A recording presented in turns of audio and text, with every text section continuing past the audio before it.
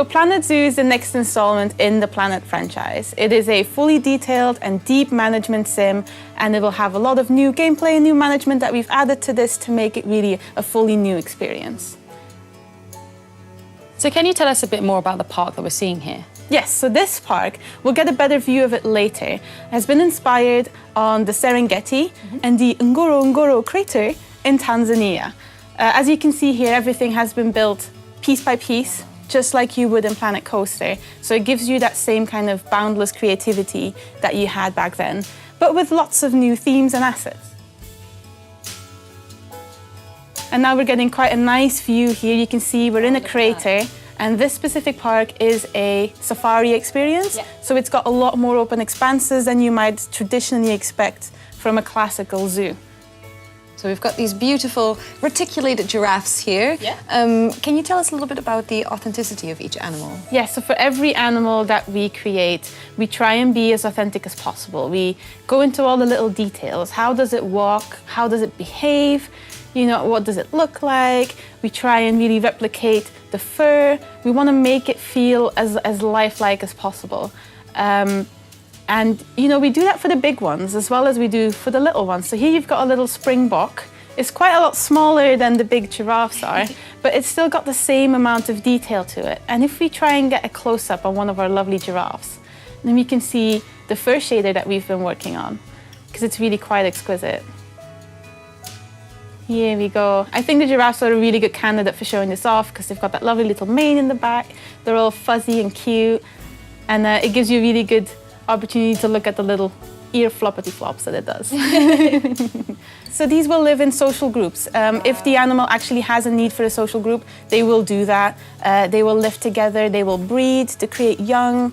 We'll be celebrating, you know, the full life cycle in Planet Coaster with celebration when there's a birth and mourning when there is a death. And each animal is unique? Each animal is unique, so they are genetically determined. They will get genes from their parents. I know that fur, right? So they will look like their parents. So you can see family resemblance. Their patterns will be unique to the giraffes and stuff. So you will definitely be able to see, you know, where their lineage is, where they come from. And that's not just the way they look, that's also how long they will live, how healthy they will be, how well they will breed. All impacts it. So you have to really manage your animal population well. Wow. Yeah, that's incredible. Yeah, and it's lovely to see that you can have mixed habitats as well. Yeah. Well, a lot of animals in the wild would, you know, live together. They have kind of traits that play well with each other. Right. And we've got another example of a mixed habitat just across the lake, which will illustrate that as well. These animals look absolutely outstanding. They're so good. The character team does such a good job on them. And the animation team as well. It's all just stunning. So in this habitat, we have some zebra and some black wildebeest. And they, in the wild, they will also share because their complementary behaviors help them to detect predators. Exactly. So by putting them in the same habitat, we consider both the animal species to be enriched. Oh, cool. And these are also herding animals, which means that they will feel the need to form a pack, and often you will see them herding together through the habitat. Oh, that's amazing. You just touched on animal enrichment. Can you tell us a bit more about that? So there's a lot of different ways you can keep your animals happy. This can be, you know, by the basics of food and water, but also by providing them with items that provide enrichment, both in their food, as in, you know, things they like to do, playing, that kind of stuff. So you have to make sure that your animals have a lot of enrichment items to keep them happy and healthy mentally. It's beautiful. When you select them, you can see there's so many different things for you to keep an eye on, for people to get stuck into. There are really a lot of needs that you will have to tend as a player. There's a lot of really deep management, which I'm really looking forward to everyone exploring. So as you said before, the terrain affects the animals. Yes, and a good way to show this is by looking at our saltwater crocodiles. Yeah, so even though these guys don't have any fur on them, obviously, their scales look absolutely amazing. It is so gorgeous. So terrain will impact the happiness of your animals.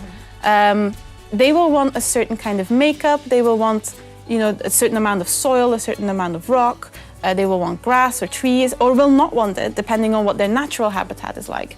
So your mission as a player is to try and make the habitat you're providing for them here as close to their natural habitat as possible. And here we can see their name's Melati, would like a little bit more soil in their habitat, and we can add that really easily using the terrain tools that we had in Planet Coaster. So here you can see Sam selecting some soil. You're just gonna tweak those settings a bit. Now, this is one of my favorite bits because it just immediately Yes. updates there, and it's so you well can see, done. yeah, by just painting in a bit more soil, the happiness level goes up. And something that was previously in Planet Coaster just aesthetics is now in Planet Zoo actually part of the management. So you making a really pretty looking habitat is not just pretty for you, it's also perfect for the animal. It will be happier if it's got its own flora in there, if it's got the right amount of grass and rock and everything in there. So it adds a lot of meaningfulness to your creativity. And here we've got an African wild dog looking really cute. And that's one of these enrichment items. As you can see, there's a bit of meat attached to it so that they can have that experience of eating in that way, as opposed to just being fed. But of course, they do have to be fed, and all of these needs, and then the habitat needs to be kept clean. And one of the ways you can do this is by hiring some staff. So here, Sam's hiring us a keeper. As you can see, the keeper will go between habitats, checking up on how the animals are doing and if they need any food or drink. And then once he determines, oh yeah, these animals look like they're maybe a little bit hungry, he's going to go off into his keeper hut to prepare said food. And this is really exciting. So I'm happy to tell you guys that in Planet Zoo, the interiors of buildings are no longer off limits. So you'll be able to see your keeper at work in his own little habitat. So here you can see he's going to start preparing some food. The food can be updated through research and made perfect for your animal's dietary requirements and needs. Yeah. That will, of course, make it more expensive as well, which will play into the management side of things. There's been a lot of attention to detail, even in this. A lot of the spotlight is on our animals and how authentic they are. But we also want to make sure that we keep that same amount of attention to detail in these things as well. So here we can see he's done preparing the food. So the food that you prepare will also be done per animal, and you can research more into the animal to make the food more appropriate for their specific dietary requirements and needs. This will also make it more expensive, so that plays into the management again. So here he's just going to quickly fill up that tray of these hungry dogs. There we go. Feed. Yeah, and they will come, sometimes they'll see the keeper entering, and they'll just be like, oh, it's food time, and they'll all start running towards the food tray, and that's really fun to see. But in terms of zookeepers, yes. How do you optimize their schedules and their time in your zoo? Yes, so you can place down multiple keeper huts, which means that you'll have more bases they can go to.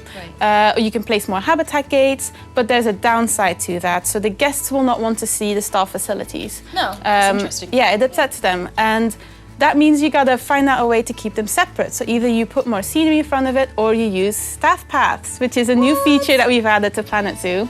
So these paths can only be walked on by the staff. Guests can't walk on it.